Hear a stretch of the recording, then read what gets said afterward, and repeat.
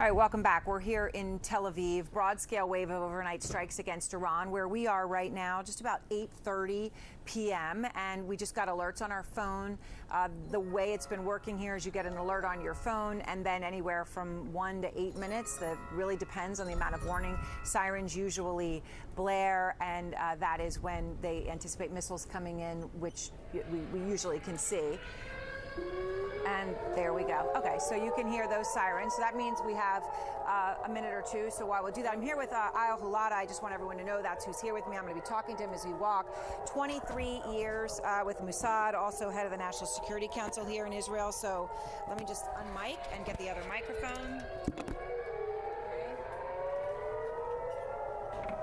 All right, Eyal, so here we are together. And we have an extra microphone here. Okay, so you can hear me. So this is something obviously you're used to. I will say, Eyal, as we're walking, we haven't had as many of these today as we did yesterday. Right. But this is obviously, we have this, and then usually we can see on the horizon when missiles come in. Right. And we often see the interceptions, and some obviously do break through. So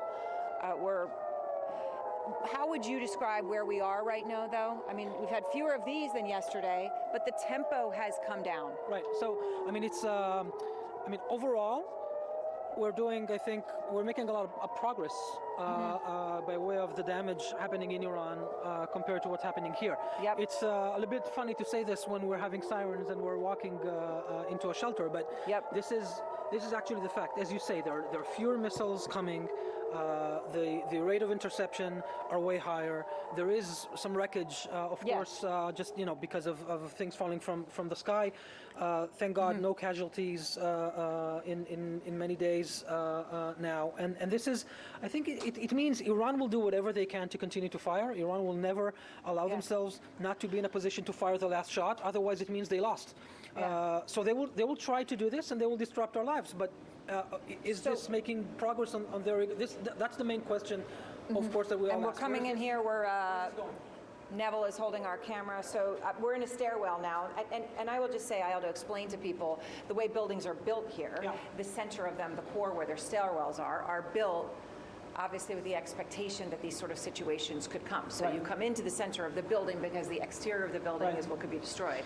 This is something to know about Israel. We have actually, because we've been in this situation for so long, we've invested a lot of money and a lot of resources to make sure that the people in Israel will be as safe as we can when things literally through how you, and that's part of the reason, if anyone looks at the skyline along the water, is very concrete. But there's a reason for that. The reason is not that, about aesthetics. I mean, we know that this can happen, right? I mean, we've been fired at from multiple directions.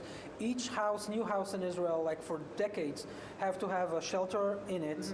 And in the last 20, 30 years, the level of the shelter needs to be ready to deal with the kind of things that we're facing now. Okay, so when I was watching today and there were sirens, and I looked outside before going into stairwell, beautiful day, weekend, not a single soul visible. Right. Okay, that's here. You have people pulling back in terms of economic activity across the entire Gulf. Skies closed over Iraq, Tehran. There is a human question here of how long it can continue to be completely and utterly shut down. And that refers to the Strait of Hormuz, to oil, to airspace, to economies, to human lives. Right. So, of course, war is damaging, right? It's disturbing, naturally.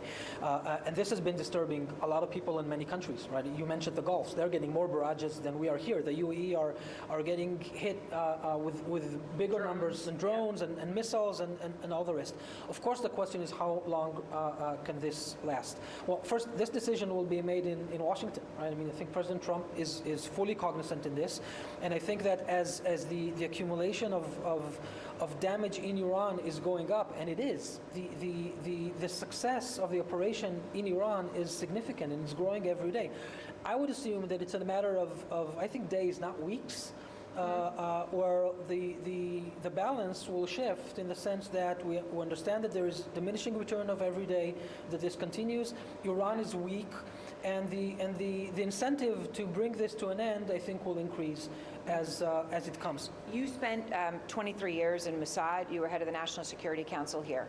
I'm just looking at one important development out of Iran to try to get some context on, and that is one of the clerics that would be the guardians to choose a new supreme leader is cited in state media in Iran, Far's agency, saying we need to get this done essentially, and putting a 24-hour time frame on it. Right. It's taken them a week.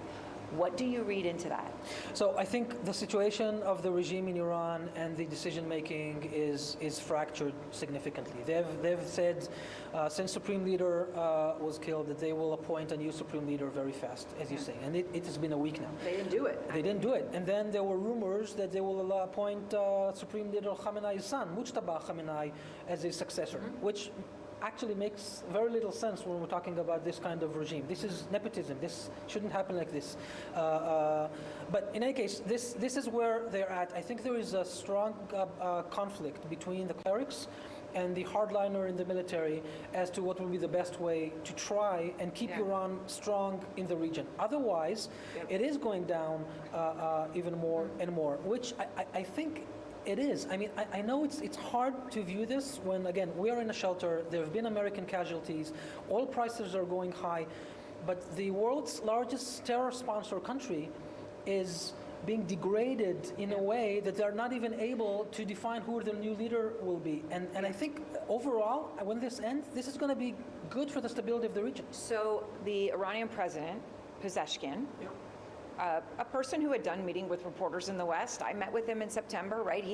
I know he was, relative to Iranian politics, seen as a somewhat of a more reformist, at least an apologetic character for some things.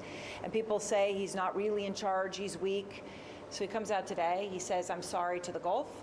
As long as you don't attack from our, let Americans attack off your bases, we won't attack you. And then there's been attacks since then. So some people say, well, that's because he doesn't have any power. But he also referenced specifically that their command and control is not functioning, and that there are some military units who are not hearing what they're being told. Yeah. Okay, what is the state of the Iranian military's operation right now? When they're firing missiles here right now, is that being done from the top, or is that being done because 3 weeks ago they were told they should keep doing that? Do you know? So I think IRGC still have some level of command and control. And I think it's more that Pezeshkian doesn't really have any authority over IRGC than anything else. I mean, because as you say, he promised that there will be no firing at all. And there have been 10 rounds of barrages on the UAE alone today, since he said that. Right, to a point where Mohammed bin Zayed comes out and says that the UAE are strong and they're not going to take it anymore, and they have to put their act together, calling his people to be resilient.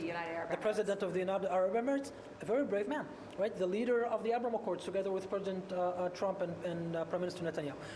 This is really serious. I think Pezeshkian doesn't speak for the true decision makers of Iran. He might try to do this. I remember your interview with him in September. I think he was trying to make the West believe that he's actually in control and that there is someone that is normal that can be dealt with. But he's not calling any of the important shots. So the IRGC is calling the shots? IRGC are calling the shots. They have their ranks. Ali Larijani, which was given authorities, Ali Larijani was the National Security Advisor, the top advisor to Supreme Leader Khamenei. I think in that realm, this is what they're trying to do. And I think what's more important for them at the moment is to make sure that they're not seen as weak, that they hold their position. But they are weak. They're weaker than people think, except that, when the audience sees us now at the shelter, they might get the idea that maybe it's in reverse. But actually, they're firing less and less every day. All right, Eyal Hulata, as I said, former security advisor here in Israel and also 23 years in Mossad. Wolf, let's send it back to you in Washington from Tel Aviv.